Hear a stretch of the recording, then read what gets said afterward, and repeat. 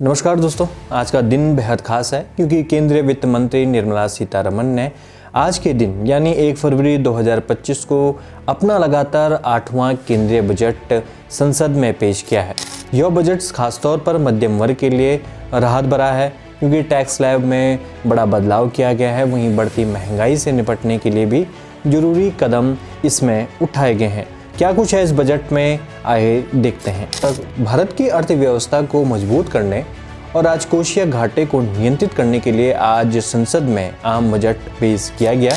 इस बजट के साथ ही निर्मला सीतारमण पूर्व प्रधानमंत्री मोरारजी देसाई के 10 केंद्रीय बजट पेश करने के रिकॉर्ड के और करीब पहुंच गई है।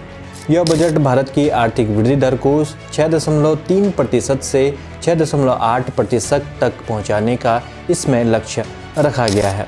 अब बात करते हैं बजट 2025 की सबसे बड़ी घोषणाओं पर। इस बजट में टैक्स स्लैब में बड़ा बदलाव करने का फैसला सरकार ने लिया है। सरकार ने इनकम टैक्स स्लैब में बड़ा सुधार किया है। अब 12 लाख तक की आय पर कोई टैक्स नहीं लगेगा। वहीं 12.7 लाख तक सैलरीड क्लास को कोई टैक्स नहीं देना होगा। स्टैंडर्ड डिडक्शन सहित टैक्स पेयर्स को 12 लाख की आय पर 80,000 तक की बचत होगी। वहीं 25 लाख की आय पर 1.1 लाख की राहत जनता को मिलेगी। नए टैक्स स्लैब में क्या कुछ है, आइए बताते हैं। 4 लाख तक कोई भी टैक्स आपको नहीं देना होगा। वहीं 4 लाख से 8 लाख पर 5%, 8 लाख से 12 लाख पर 10%, 12 लाख से 16 लाख पर 15%, 16 लाख से 20 लाख पर 20% और 20 लाख से 25 लाख पर 25% और 25 लाख से ऊपर सभी आय पर 30% टैक्स लगा दिया गया है। यह बदलाव करदाताओं के लिए एक बड़ी राहत की दृष्टि से देखा जा रहा है, जिससे सरकार को लगभग 1 लाख करोड़ रुपए के प्रत्यक्ष कर और 2600 करोड़ रुपए के अप्रत्यक्ष कर को छोड़ना पड़ेगा। इस बजट में मध्यम वर्ग के लिए भी राहत दे दी गई है। हाउसिंग और सेविंग्स पर इसमें फोकस रखा गया है। अब खुद के घरों की वार्षिक आय को भी शून्य घोषित करने की इसमें छूट दे दी गई है। वहीं छोटे चैरिटेबल ट्रस्ट को पंजीकरण के लिए 5 साल की बजाय अब 10 साल की अवधि दे दी गई है। अपडेटेड रिटर्न भरने की जो समय सीमा 2 साल थी, अब बढ़ाकर इसे 4 साल कर दी गई है। वहीं इस बजट में सीधे कर सुधार डायरेक्ट टैक्स रिफॉर्म्स में भी बदलाव किए गए हैं।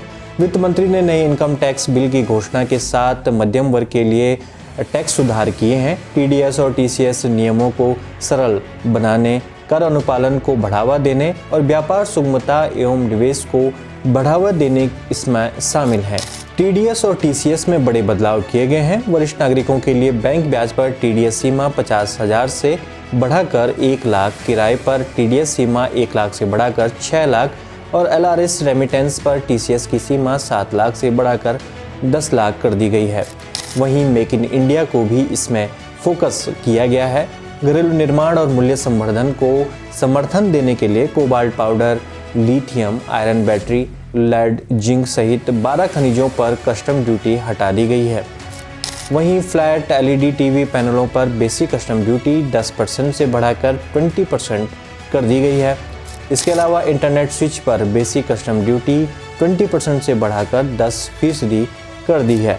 लिथियम आयन बैटरी और मोबाइल फ़ोन निर्माण के लिए 35 नई पूंजीगत वस्तुओं को भी छूट सूची में जोड़ दिया गया है।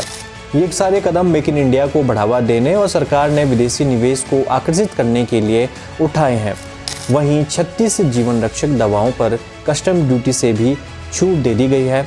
इसमें शामिल है कैंसर और दुर्लभ बीमारियों से पीड़ित मरीज, जो 6 नई जीवन रक्षक दवाइयों को इससे शामिल कर कस्टम ड्यूटीज में रियायत दे दी गई है। फार्मा कंपनियों द्वारा संचालित 13 नए पेशेंट मैनेजमेंट प्रोग्राम और 37 दवाओं को इसमें शामिल किया गया है। अब इसका सीधा लाभ उन मरीजों को मिलेगा जो महंगी दवाओं की कीमतों से जूझ रहे थे। अब बात करते हैं बजट अनुमान की। 2025-26 में बड़ी संख्याओं का खेल देखा जा रहा है। कुल राजस्व 34.96 लाख करोड़ है। कुल व्यय 50.65 लाख करोड़। राजकोषीय घाटा 4.4% जीडीपी है। इस घाटे को पूरा करने के लिए 11.4 लाख करोड़ की नेट मार्केट उधारी का अनुमान है। सरकार ने राजकोषीय घाटे को नियंत्रित रखने पर विशेष ध्यान दिया है ताकि अर्थव्यवस्था संतुलित बनी रहे। वहीं इंफ्रास्ट्रक्चर और रोजगार को नई रफ्तार देने के लिए रेलवे, हाईवे और एयरपोर्ट इंफ्रास्ट्रक्चर के लिए 12 लाख करोड़ फंड आवंटित किए गए हैं। इसमें नई मैन्युफैक्चरिंग यूनिट्स खोलने, कंपनियों को टैक्स बेनिफिट्स देने, शहरी रोजगार को बढ़ावा देने नई स्कीम्स शामिल हैं।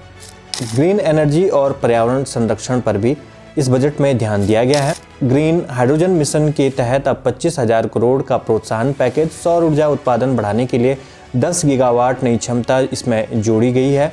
वहीं इलेक्ट्रिक व्हीकल्स के लिए बैटरी सब्सिडी बढ़ाई गई है। यूनियन बजट 2025 कई मायनों में ऐतिहासिक देखा जा रहा है।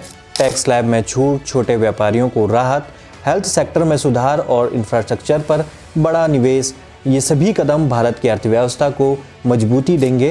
तो दोस्तों, आपको बजट 2025 से कैसा लगा? क्या ये आपके लिए फ़ायदेमंद है? हमें कमेंट बॉक्स में ज़रूर बताइए और इस वीडियो को शेयर करना न भूलें। नमस्कार।